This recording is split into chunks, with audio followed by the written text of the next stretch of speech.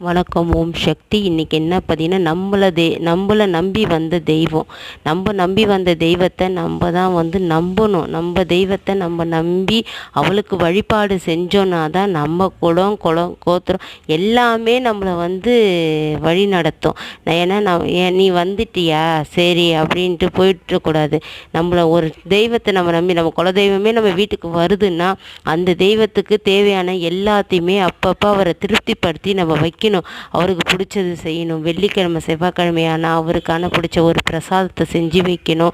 நம்ம ராவா பகலாக அவரோட மந்திரத்தை நம்ம உச்சரிக்கணும். அவரோட பெயரை உச்சரிக்கணும். அந்த பெயரை கொட்டின எந்த கஷ்டங்கள் எங்கே வெளியில் போனாலும் நான் தெய்வத்தை உன் தெய்வத்தோட பேரை கூப்பிட்டுட்டு போ, உன் தெய்வம் கூட வரும். எந்த கஷ்டமாக இருந்தாலும் எதுவாக இருந்தாலும்.